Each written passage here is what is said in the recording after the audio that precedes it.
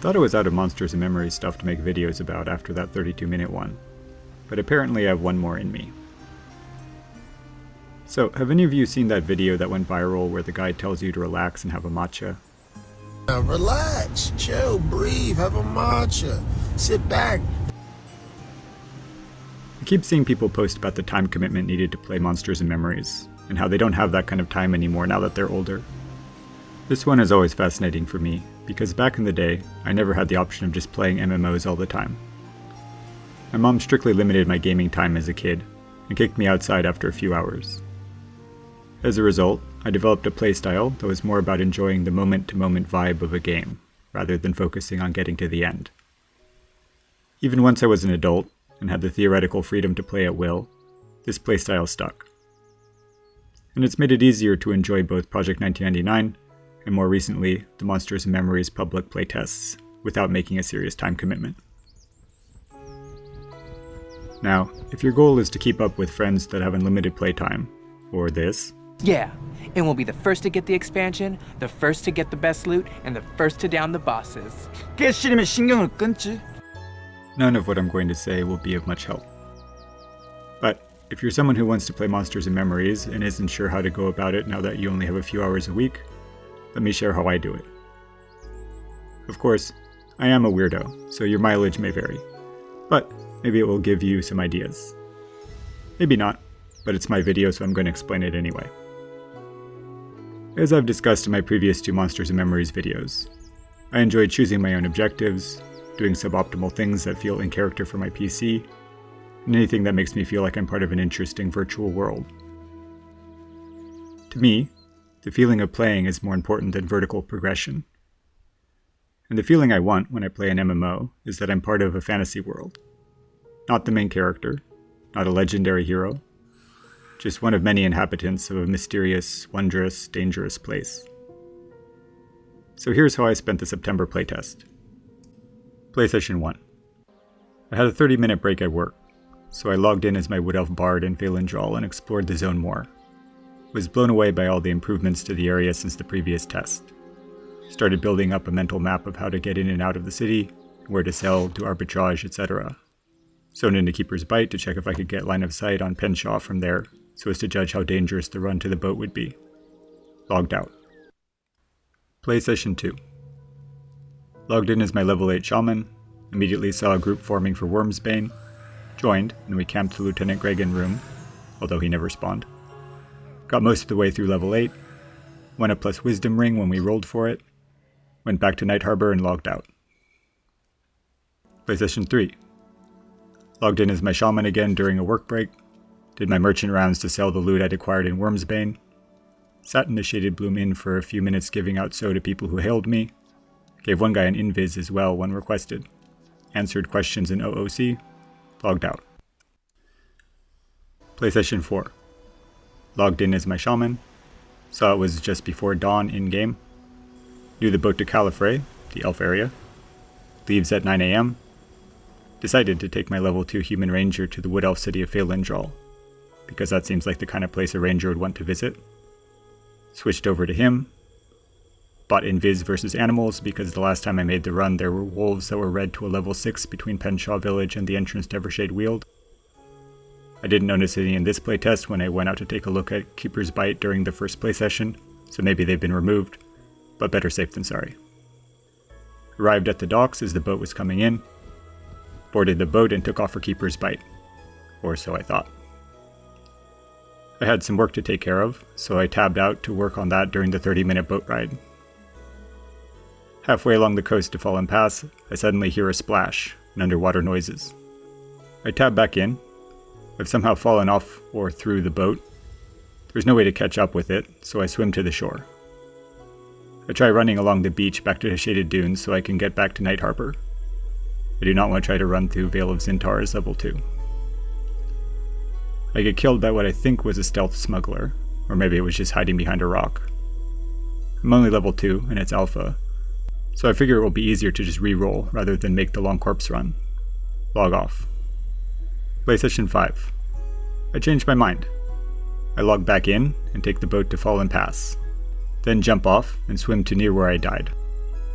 I'm planning to use drag to get my corpse without getting too near the guy who killed me. But it turns out there's a group of PCs XPing at that exact place, and there's a pile of dead smugglers at their feet. So, I just run up and get my corpse. The group heads down the beach to kill more of those dudes, and since they've clearly moved on, I check the leftover corpses and find a piece of chain armor they've left to rot. I ask an OOC if it's possible to swim back across the zone line to shaded dunes. I'm told that it isn't. I explore around the beach a bit until nightfall, when it gets too dark to see, and log off. Play session 6. I log on as my shaman, and it's night. I hang out in Night Harbor responding to questions in OOC, and casting So. I also give some guy invisibility versus undead so he can get his corpse in Wormsbane. At 5 AM game time, I decide to log in as my rogue, and explore Fallen Pass to see how viable running through it from the beach would be for my ranger. It doesn't really matter now since the character won't exist for much longer, but with there being only one more public alpha scheduled before EA. But it will be good to know for the future in case the boat is still glitchy after launch when characters are permanent. I put all my stuff in the bank, except for some torches and a couple units of food and water. That way, if I die, I don't need to do another corpse run. Then, I head down to Twilight Harbor to hop on the boat. I plan to jump off at Fallen Pass, but coincidentally, I glitched through the boat right before the place I had planned to jump off anyway. I swim to shore and use stealth to explore the Were-Rat Cave and the area beyond. After quite a bit of wandering, I find my way to the Puremost Mercenaries. From a time before, when I ran through Fallen Pass on my way north to Califrey, I know that the road from here to Shaded Dunes is clear of enemies. If I can get an invis for my ranger from another player, I might be able to make the run through to the mercenaries, assuming I don't run into that wandering plague drake. But I'm not sure. This is the first time I've explored this part of the zone. I'm not confident I wouldn't get lost along the way and have invis run out on me. Plus, there's that wandering plague drake who I assume can see through invis, being a skeleton and all. So, I decide to see if it's true that you can't swim to Shaded Dunes. I log back in as my ranger and start swimming. Womp womp. Turns out I can zone to Shaded Dunes while swimming. I make the run back to Night Harbor. While selling something to the cook, I find that someone has sold him 10 Ashira tails. I buy 5 for 100 CP, which is all I can afford, and run to the tannery to turn them in. I get 125 CP as a quest reward. I go back to the cook and buy the other 5, then repeat the process. I end up with 150 CP. I'm 50% richer than when I arrived in the city. I log out. Play session 7. Log in with my rogue. I was originally going to just let him die in Fallen Pass so that I could ranger gate back to Night Harbor. But I decide to run back instead. Might as well celebrate getting my ranger back safely by getting the rogue back safely as well. So, I start running back towards the city. The night run across Shaded Dunes is breathtaking, with the galactic disk and moon center screen, and the lights of Night Harbor slowly coming into view. I get back to the Jewel of the West, get my stuff out of the bank, and log out. I log in with my shaman, spend a few minutes giving out So in the inn, then decide to explore that island by the bends. On the way, I stop in the inn by the teleporter to Sageside. I notice that the innkeeper hates me and won't sell to me. New objective for the future. Find out how to raise faction with her. But first, I swim out to the island. There are crocs, but as usual they aren't aggressive. Then, a Redcon Berserk croc comes around the corner and aggroes on me. I managed to gate out of there one hit before it would have killed me. I log back in as my ranger, and see that a shifty merchant is selling scarab legs. I can turn these into Fadila outside the north gate for water and rations. I buy them and run up there. On the way, I notice this cooking supplies vendor pathing into the Black Feather Bazaar from the newbie yard. Strange. Something to follow up on later, perhaps.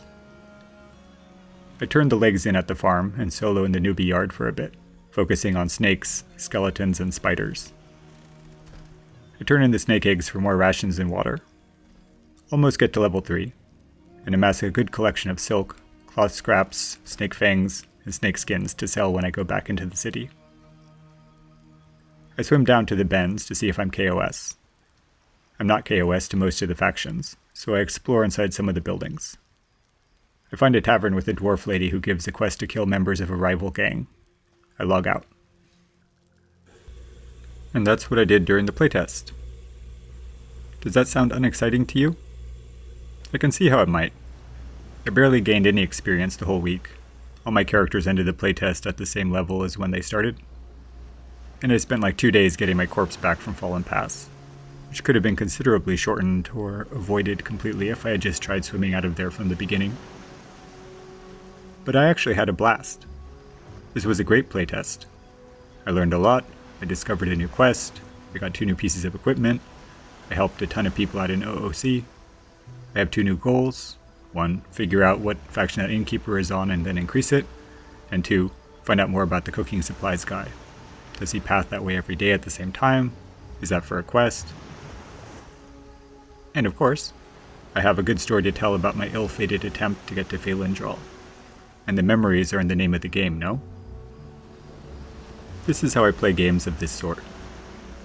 Sometimes I group up and level, sometimes I solo, sometimes I let emergent events guide me, like the corpse run or finding the Ashira tales, and I switch back and forth between characters liberally. The whole time I'm thinking about goals that I decide on as a result of play, so I always feel engaged in the world and the moment-to-moment experience of being in it.